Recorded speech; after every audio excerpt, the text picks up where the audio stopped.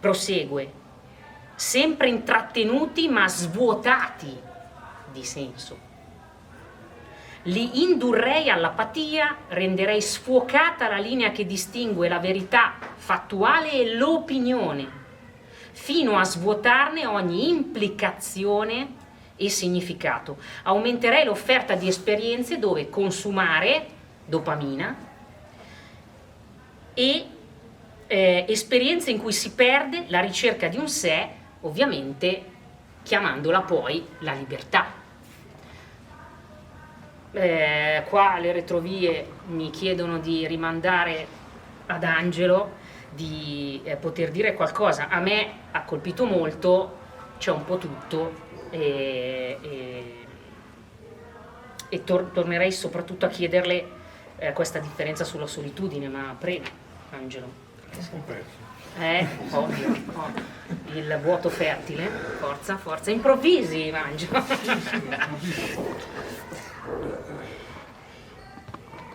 No, innanzitutto secondo me io non vorrei avventurarmi più di tanto su un discorso, come dire... Tagli, stracci tutti gli stimoli. Su un discorso, come dire, sociale, sociologico, perché lì ci si perde un po', insomma. Come dice la Bibbia, chi fonda le città? Caino. Dunque bisogna tener conto del fatto che se le città le fonda Caino vuol dire che in qualche modo, come dire, il male sono pane quotidiani, insomma bisogna anche farci i conti, altrimenti si... No, di questo perché poi molte volte in questi mestieri qui si sente sempre a parlare di una società che poi è una società che non c'è, insomma. Quello che c'è è quello che c'è, quindi con tutto il bene e con tutto il male che ne deriva. E il problema è ogni volta per ciascuno come cavarsela. Nel senso che, come dire, anche guardando indietro, grandi età dell'oro nella storia umana non è che ci sono, quindi come dire, ogni società ha il suo trambusto e la sua questione. Ora, venendo al tema della solitudine, un conto è l'isolamento. Per esempio, mi sembra, se non sbaglio, che in Inghilterra abbiano istituito il governo un ministero della solitudine, per cui, come dire, è un problema effettivamente molto sentito, insomma, no? Evidentemente c'è una forte come dire, soprattutto nell'ambito occidentale, una forte disgregazione del legame collettivo, no? E quindi ciascuno è rinviato un po' alla sua solitudine, anche molte volte il lavoro che si fa, smart working, eccetera, uno lo fa da solo, insomma, no? E quindi tutto questo, ma tutto questo lo si vede anche, come dire, a livello del legame, perché per esempio mi è capitato di andare al supermercato domenica, mi sembra una discussione tra mia moglie e me. Domenica? No, sì. Terrificante. Perché? Non si può. No, nel senso che è un rischio. Per cui, voglio dire, sei al supermercato e ci sono molti prodotti per single. Sì. E quindi c'è tutta una serie di cose che sono unicamente per l'individuo, no? E anche rispetto alla popolazione di Milano, per esempio, no? Una grossa percentuale di persone è single, no? Magari si prendono il cane o il gatto, eccetera, però, come dire, no? Dico questo perché, per esempio, nel rapporto, diciamo, anche di coppia, ciascuno, quando incontra l'altro, al di là del momento, come dire, dell'innamoramento, incontra sempre qualcosa di fortemente sintomatico, no? Su cui fa velo quella cosa che è chiamata l'amore, no? L'amore rende accettabile l'insopportabile nella relazione con l'altro, no? Perché dopo un po' quella lì fa quella roba lì, dà sui nervi, cioè quella roba. E dunque però l'amore copre un po' questa cosa, no? E quindi tiene in ballo questa dimensione, come dire, sintomatica che lega sostanzialmente che lega sostanzialmente all'altro. Cioè due follie che si sono incontrate. No, la follia non necessariamente, per le follie non si incontra, le follie hanno ognuno per conto suo, quindi si incontrano un po' così. Ma qualcuno le manda giù anche qualche boccone amaro, no? Perché magari quell'altro non è esattamente come vuole lui e viceversa, insomma, non stare insieme è sempre, come dire, faticoso, insomma, in qualche modo, no? Allora, rispetto a questo, oggi c'è una maggiore sensibilità e forse anche un evitamento da tutte le questioni che pone il legame, no? Tutte quelle che sono, non so, la droga, gli agiti, i disturbi alimentari, sono delle forme di disamore, sono delle forme, tra virgolette, autistiche, nel senso che il soggetto non passa più attraverso l'altro, no? Ma in qualche modo, come dire, introduce un rapporto un po' con se stesso. Allora in questo senso c'è una solitudine dell'uno tutto solo, dell'uno che sta per conto suo. Ma questa non è la dimensione la dimensione del desiderio. La dimensione del desiderio, la solitudine, è, come dire, conseguenziale all'obiettivo, alla causa, perché per portare avanti la causa devo contare sulle mie forze, insomma, devo essere io in qualche modo a spendere qualcosa per tutto questo, insomma. Il che è differente dall'isolamento che così adimira la logica più così dell'intelligenza artificiale o di queste altre cose, insomma. Quindi, però insomma tutte le cose hanno una doppia valenza, insomma, no? Per cui si tratta anche di saperlo usare. Voglio dire, quando si fece tutto questo casino sulla televisione, la televisione c'è un pulsante per accenderla, ma c'è un pulsante anche per spegnerla, non lo so, come dire, non è sempre colpa degli altri. Cioè dipende anche tu che cosa fai, come dire, personalmente con tutte queste cose, insomma. Casomai oggi c'è questo mito, se voi fate caso alle pubblicità, visto che tu prima ne hai parlato, le pubblicità delle auto, no? Ritorna sempre, c'è sempre riferimento alla libertà. Vai dove vuoi, ma dove minchia vai? Voglio dire, l'altro giorno in Viale Fulvio Testi da Monza a Sesto ci ho impiegato un'ora, perché e questi sono vedere questi posti in Islanda, non so dove vai con la macchina e corri, no? Poi tu ti trovi lì con la macchina, avessi anche la Jaguar. Poi in Islanda erutta continuamente qualche vulcano. Un'ora per arrivare da Monza a Sesto, perché pioveva, hanno saltati i tombini, saltati i semafori, smadonnando, la realtà ti frena. Sei arrivato a casa così, vabbè. Per cui voglio dire, di fronte, come dire, al problema di questa ostentazione continua della libertà, ma è una falsa libertà, perché poi la libertà, come diceva un grande filosofo, cioè Manuel Levinas, la libertà fa paura, non la vuole nessuno la libertà, sono tutte balle. Sono tutti lì a dire non sono libero, ma sono sempre lì a richiamare, come dire, il rapporto con qualcuno da cui devi sottrarti, che però sei sempre lì. Voglio dire, il desiderio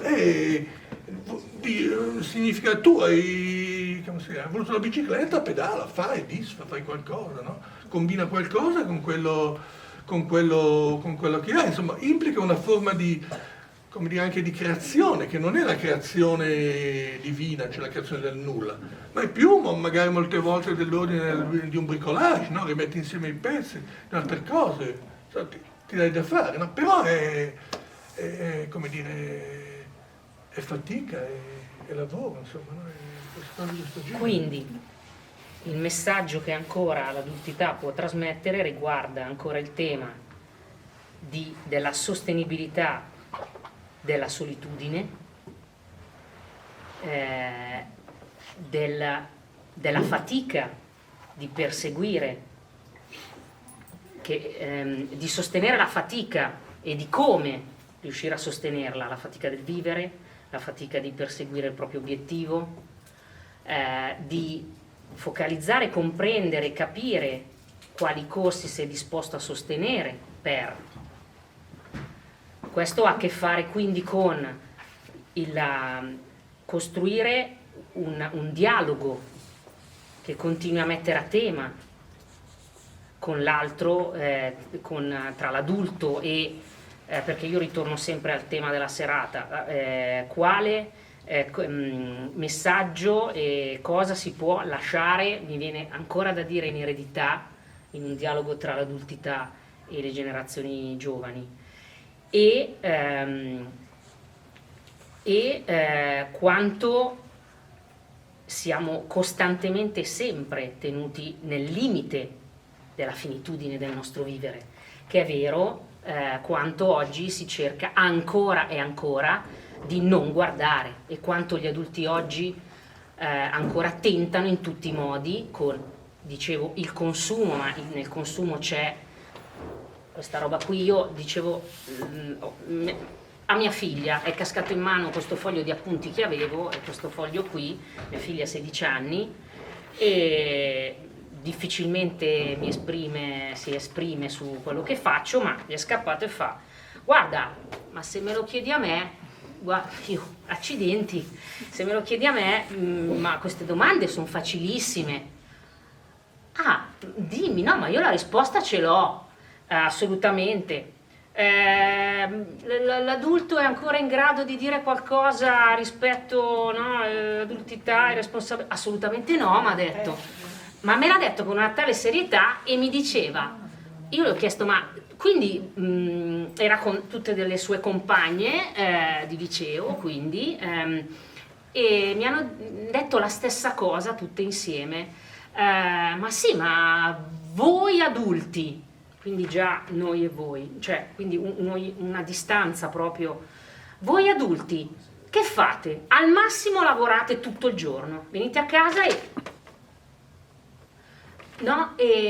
non fate altro.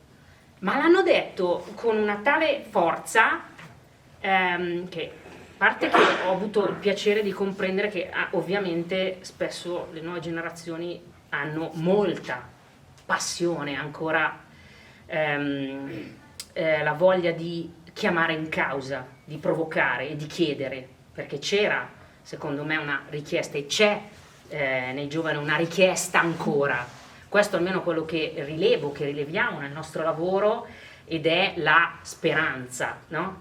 Almeno la visione di speranza che io mi tengo sempre molto stretta. Ma c'era anche una provocazione: dite ancora qualcosa.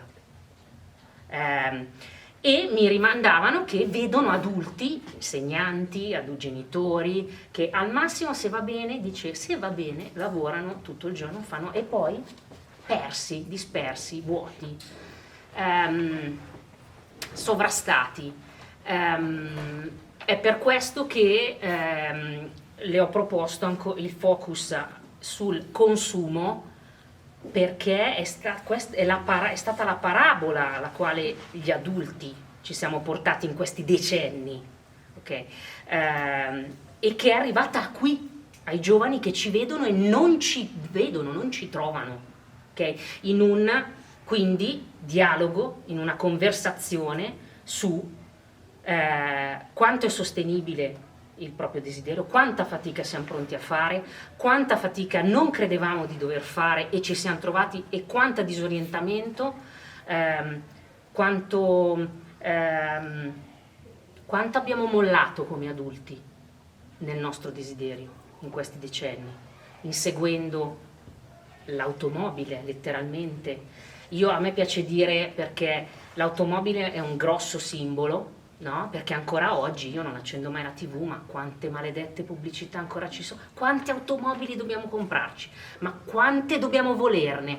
Ma a me, io rimango molto ferma sulla metafora che ha, secondo me, occupato l'immaginario più che altro del femminile, delle generazioni adulte degli ultimi decenni. Io sono del Novecento, per cui il microonde, ma quanti microonde, quanto dobbiamo averne per essere soddisfatti del vivere i legami in famiglia? Perché poi la ricaduta è su quello che lei definiva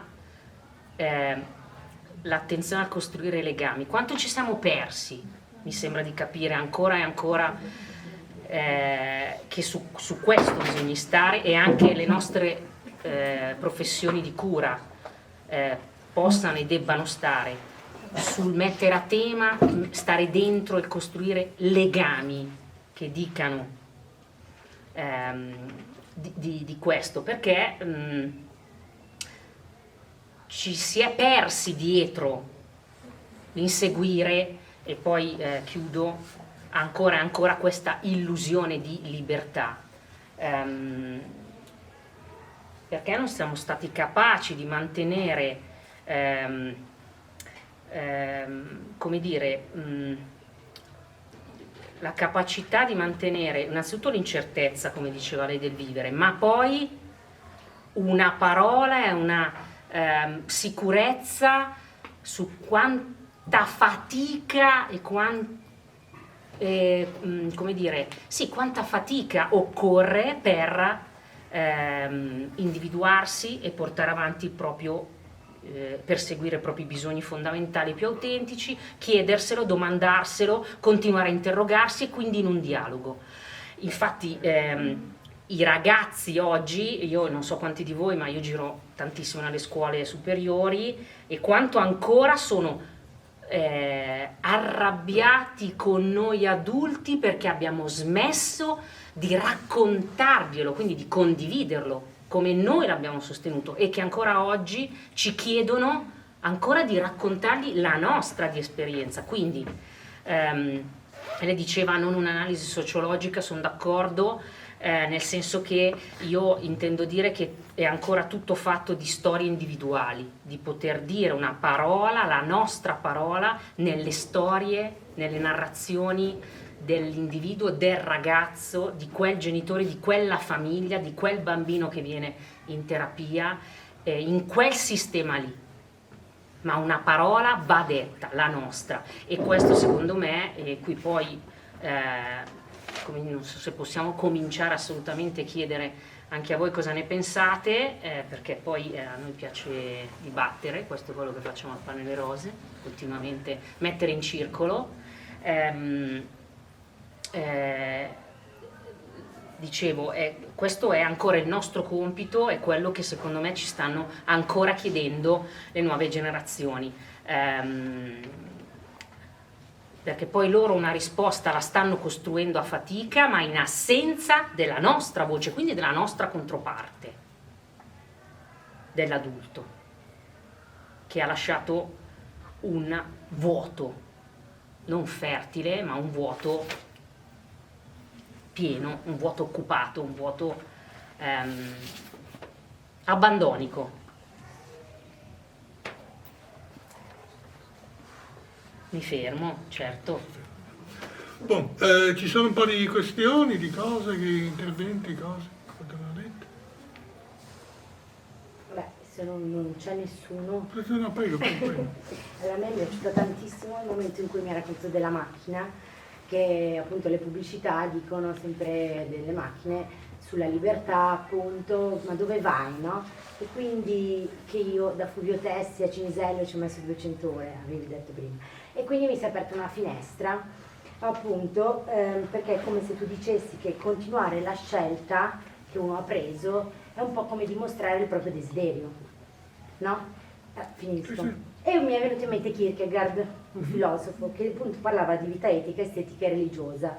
Però, e quindi mi è venuta in mente la vita etica, in cui appunto continuare il proprio desiderio, lo mettiamo così, però è la propria scelta, portava appunto però alla noia.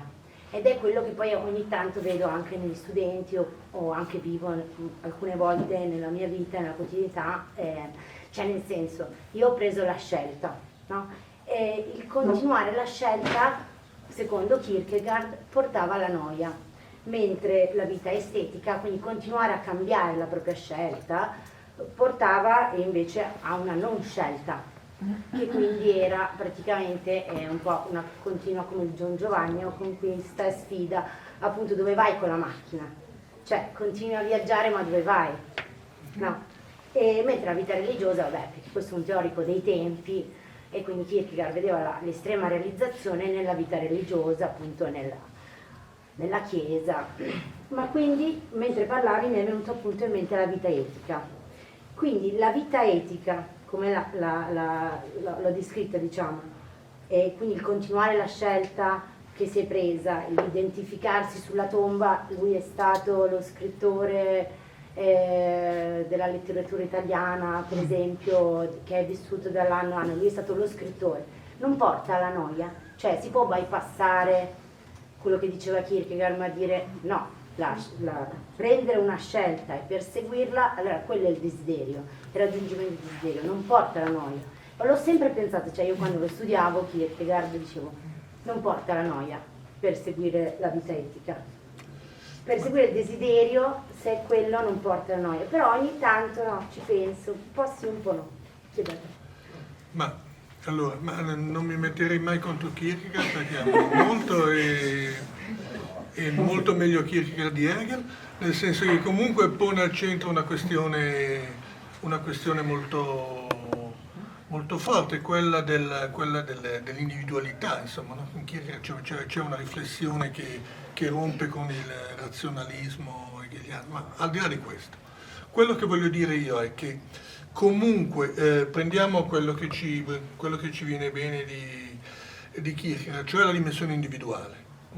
Allora, non credo che il problema dell'oggetto del desiderio porti alla noia. La noia è, questo potremmo passare anche tramite il grande Leopardi, la noia è l'assenza di oggetti.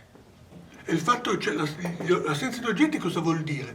Vuol dire che delle cose concrete ci possono essere lì, ma non c'è, come si dice, come diceva quella dei fumetti di Pinazza, Lucy, bellezza negli occhi di chi guarda. Vale a dire, è nello sguardo che trasfigura l'oggetto, non è l'oggetto in sé. Magari se venisse qui, come dire, un architetto che fa le sedie sbirulente, dice, questa sedia, questa... Io non mi sono seduto, poteva essere anche una sedia di paglia, non ci avevo fatto neanche caso, no? Dunque, è nello sguardo, è nella posizione della persona che dice questa cosa qui, no? Se lei parla con un musicista, no? E sta ascoltando un pezzo di musica, questo dice, no, hai notato che c'è questo passaggio, no? che lei o io non notiamo minimamente. Allora, nella noia c'è il fatto che non c'è un investimento del desiderio su degli oggetti. Non a caso, se vogliamo fare un passaggio, una caduta sostanzialmente nella depressione, che in fondo per taluni versi è una sorta di forma di noia, nel senso non c'è un oggetto particolare che fa sì che io mi alzi dal letto per andare al lavoro, per andare a fare queste cose, ma non a caso molte volte anche i depressi molte volte sono anche estremamente intelligenti, estremamente lucidi, no? Lucidi perché vedono la realtà nella sua nudità, no? Ma la realtà nella sua nudità una sedia è solo una sedia, punto, no? Ecco, allora il problema è che il desiderio è un antidoto alla noia. Poi lei mi dirà, se io faccio il pittore, faccio tutta la vita a quadri, magari mi vengono 2 maroni a fare i quadri, no? E dopo un po', come succede ai grandi maestri, fanno una pennellata e c'è come dire, il ragazzo di bottega che finisce il quadro, no? Però, come dire, anche perché, come dire, in ogni lavoro c'è un elemento di noia. Cioè, non è inutile dirla, anche il lavoro più bello era un po' l'idea balzana di Marx, no? Che uno faceva un po' l'agricoltore, poi faceva questa roba, poi ne faceva un altro, poi faceva un altro, ma così uno non sapeva fare niente, perché in realtà è un dilettante in tutte le robe, insomma. Poi oggi è impossibile, dato come diceva Futtero e Lucentini, oggi anche il cretino è specializzato, voglio dire, sa fare quel pezzolino, ma anche va dal medico, no? C'è quello che è specialista dell'unghia sinistra del piede, cioè non di quell'altro piede, no, quell'altro specialista. Dunque, in tutto questo c'è evidentemente anche un elemento di, come dire, di consumo, no?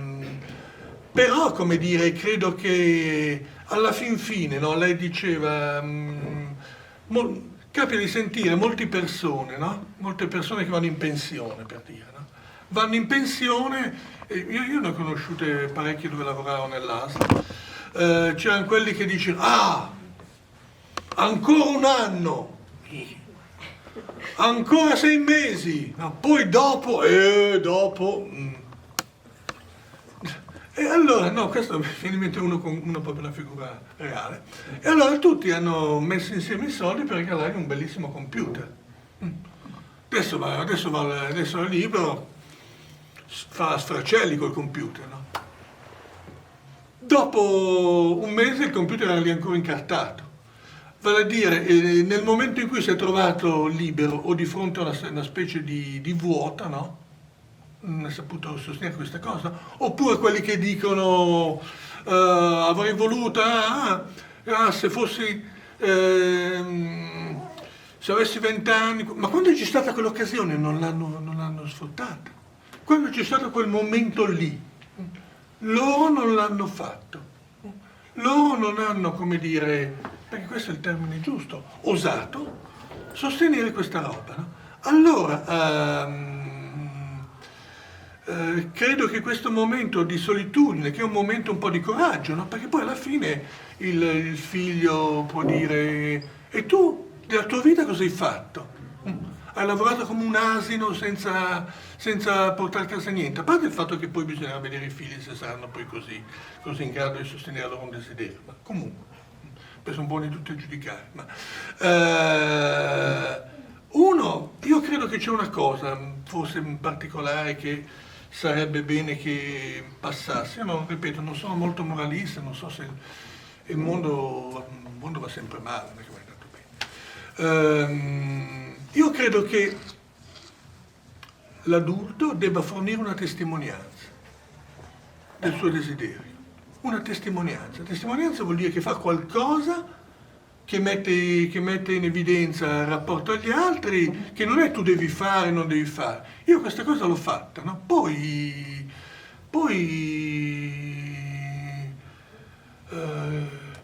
come nella parabola del figlio al prodigo, i conti poi si fanno dopo, perché poi dipende uno quanto come dire, delle cose riesce poi a farle e a sostenerle effettivamente. E qui io ero partito da questo riferimento a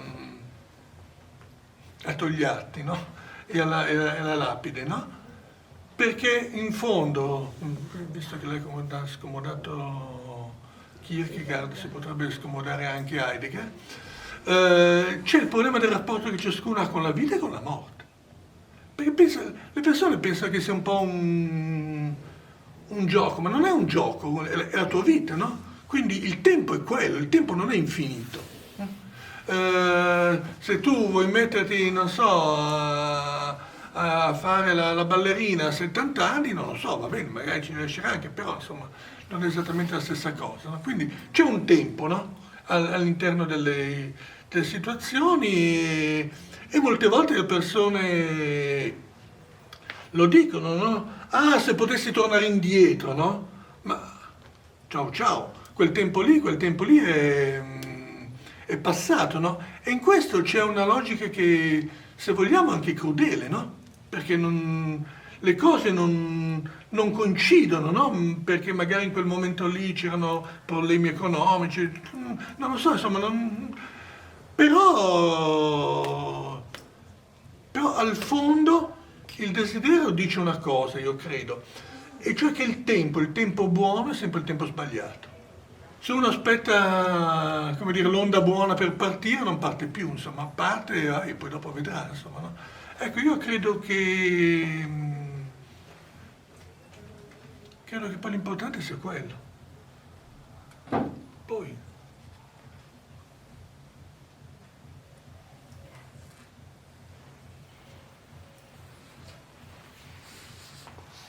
se poi vuole venire una volta nella comunità che io dirigo per tossicomani, vedrà concretamente cos'è il problema della noia, più o meno a quest'ora, dove tutti sono sprofondati nei divani, sembra la pubblicità di Poltrone Sofà, tutti sono sprofondati nei divani e alla televisione passa anche la pubblicità delle pentole che la gente lì a guardarlo e dunque vede come non c'è un'ombra di qualcosa che mobiliti non dico un desiderio, che sarebbe anche una spinta soggettiva, insomma, ecco.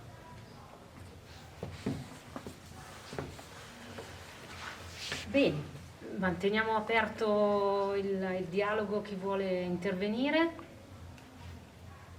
Non so se Prego. dove Marta. Prego.